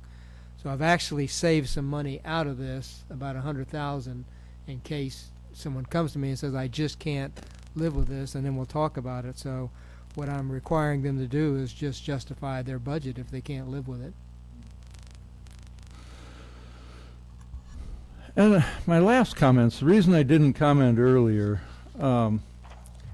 is the whole issue of athletics, music, arts, and I lumped in the new system even to collect fines and fees. I just thought that was kind of interesting. But the arts and athletics, and I thought about my opportunities when I went to school here a long time ago. And I think I had every opportunity in the world. I could do anything. There were every sport, everything. And the policy that Mr. Schwegler read earlier, yeah, that's always applied.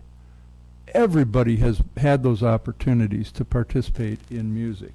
And I suspect all of you student board members have had those same opportunities that several of us up here have had. You haven't been denied these things in terms of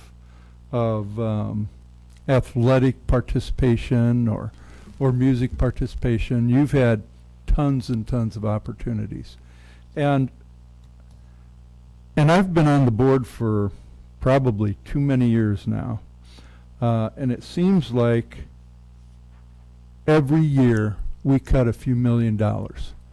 And it is gut-wrenching every single time we do it. And it's like, when is this ever going to stop? And now with this, I mean, I thought we had cut down to the bone about 3 or 4 years ago. And we just keep cutting and cutting and cutting. And to cut this, and I acknowledge the need to do it.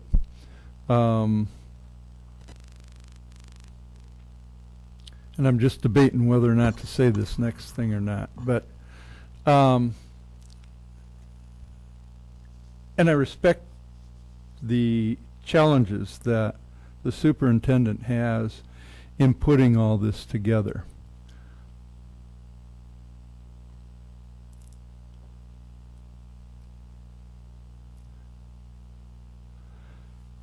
There's a lot going on in our district. The superintendent has vowed to dip into the reserves. Everybody knows that. What we're talking about here is the difficulty in coming up with basically a balanced budget. And when we look at these numbers, and a lot of them, there was one other that I wanted to challenge a little bit. It was 300,000 somewhere. Well, I don't want to. Oh, it was probably in the budget cuts of 10%.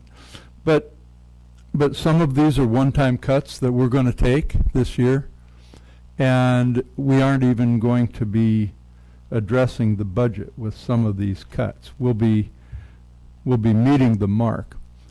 I'm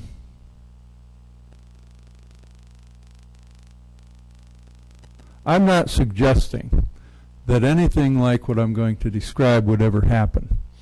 But when our district received a note from the department back in December, I think, and it said, be careful, you guys are you're going to be spending too much money if you don't watch what you're doing. And we were one of 21 districts in the state that received that letter from the department, and that's the one that we have addressed. I looked at those 21 districts, and one of them, interesting, was a district, it's Farragut District in Iowa. And looked them up because right next to the name Farragut, it said dissolved involuntarily. And pretty interesting when you think about it. The department said, Farragut, you went long enough, number of things, but they had not satisfied their budget requirements, and the department said, we're going to dissolve you, and they did. The department actually dissolved a school district, split them up, gave them to the other surrounding districts. And you think about that, and I'm, like I say, I'm certain nothing like that could ever happen here. But I am challenged with these cuts, and these are astounding, and every single one of them has to be tough. And so I laud all of the legislative activities, whether it's by our students, by our community members, and by our board members and committee members. And I'm hopeful, I'm eternally hopeful that our legislature will be able to do something to help not only in equality and equity, but maybe in adequacy as well. And I think that when you look at some of the data that Director Kluhl has, and it shows these downward trends in terms of funding, and you go, holy cow, this is crazy. And when you think about what's going on with our legislature and property tax relief and all of the things that they're doing, and you may or may not believe in all those things, but I do think that probably everybody, at least in this room, believes that education is probably our highest priority in this state. And so I just want to say thank you, Superintendent Tate, for putting this together, although I'm miserable, I think, when I think about all of these probable cuts and how many of them aren't even actual cuts. So anything else? Director Gosa. I'll agree with Director Snyder on the athletics and music. I think that would be really bad for us. I mean, we already got kids transferring to different school districts for the extra academics, so we're opening ourselves up to lose more. And I definitely am curious about and I think I asked about this at the last meeting, the reducing the paraeducators and increasing the class sizes at the elementary and intermediates. We always talk about poverty and all that, and a lot of our elementaries have poverty in it, and then you're going to increase the class size, and that makes it harder on the student to learn, I would feel. I mean, just from going in and volunteering at Fillmore, for instance, doing the watchdog, I see that stuff. It bothers me that we even have to sit here and figure out what to cut. And with that being said, a lot of legislative seats are going to be open, so just make sure you keep track of their voting records and vote them out. Director Hayes. I think one of the things on this list that bothers me the most at this point in time is this potential closing of a school. We are in such controversy now with the JB thing, and then to even have the discussion of a potential school, what is the community perception of that? They're all important, the athletics, everything here is important, but I think that's one of my high points that really bothers me at this time. Director DeSalvo. I've just kept quiet because it is so heart-wrenching, and I'm looking at this list and I don't like any of it. I can't even imagine having to go through this year after year after year. I don't even, I wish that there were a way that we didn't have to go through this exercise. I don't know how to get us out of it. I don't know, and I brought it up before, and I will bring it up again. And I know people don't like to talk about fees or taxes, but I really think we should approach the city again about a franchise fee. I know they're thinking about it. It's a utility franchise fee. I know there's a lot of discussion about it right now, but in the state of Iowa, you can go up to 5% of that utility bill. And if we could somehow tack onto that, I wish that we could look into that.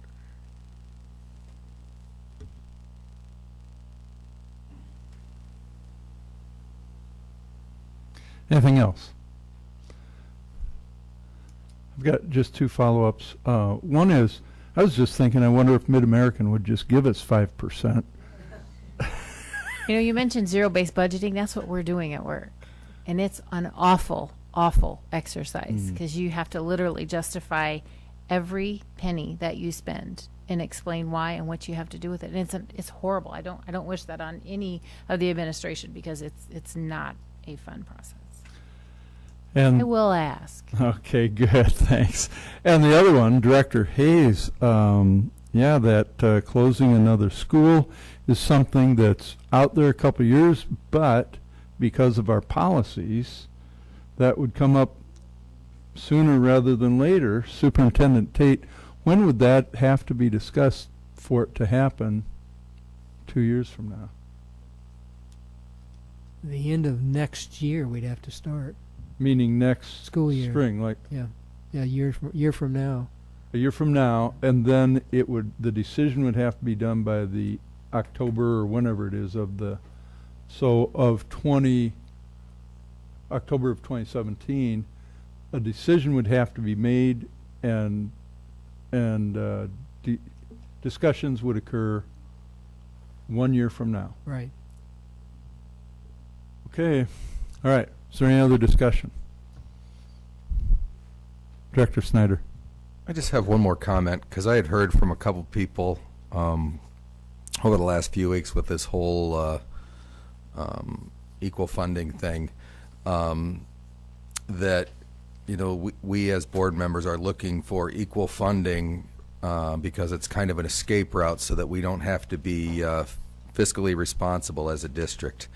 I think laying these cuts out that we're looking at making on top of that shows that that's not the case. Also, because this board has been fiscally responsible for years, we have $30 million sitting in a bank account in a reserve fund that we're not allowed to touch. So it has nothing to do with fiscally or being fiscally responsible. This board has been responsible for years. These are cuts that, you know, again, this keep it away from the classroom. When you have to cut $6 million, I'm sorry, you're not going to keep it away from the classroom. It is going to affect the kids. It's going to affect our staff. It's going to affect our community, and it is going to hurt.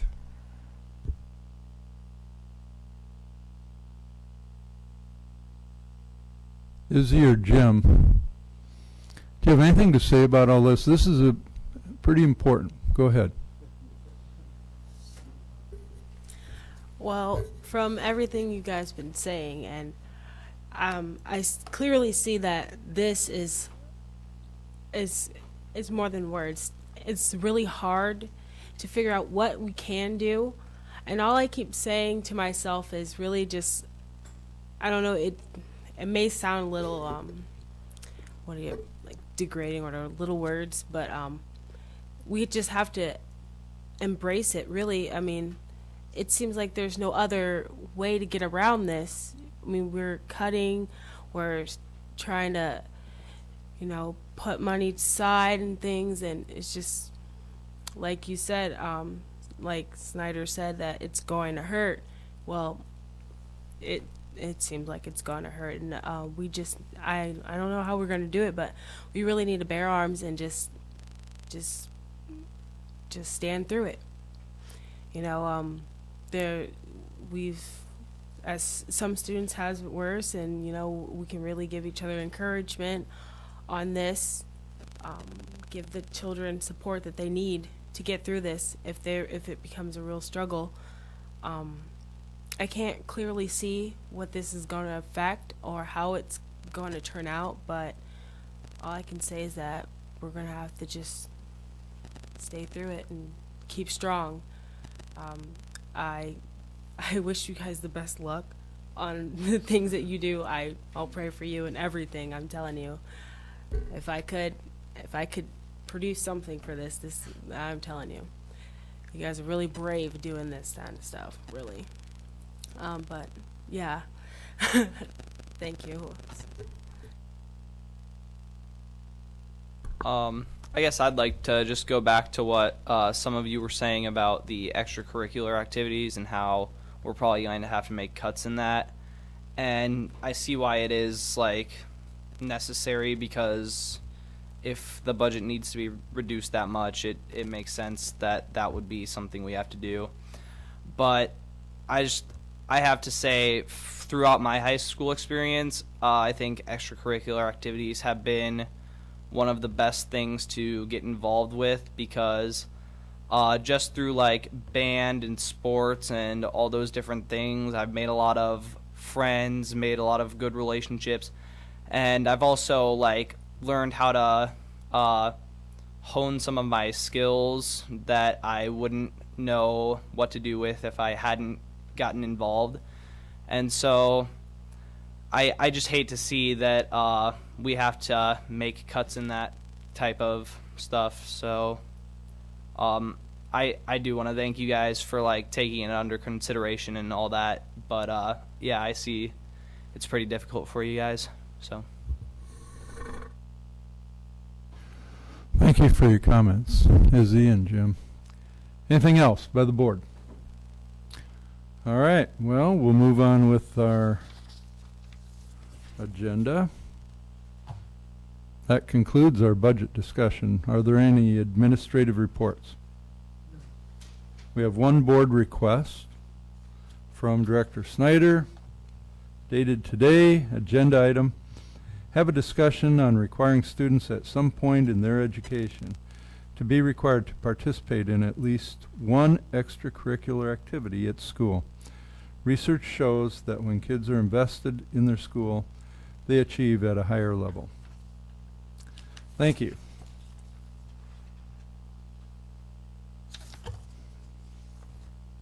It's not even 8 o'clock, I'll note to everybody. And I would entertain a motion to adjourn. So moved. So moved. Is there a second? Second. All those in favor say aye. This meeting is adjourned.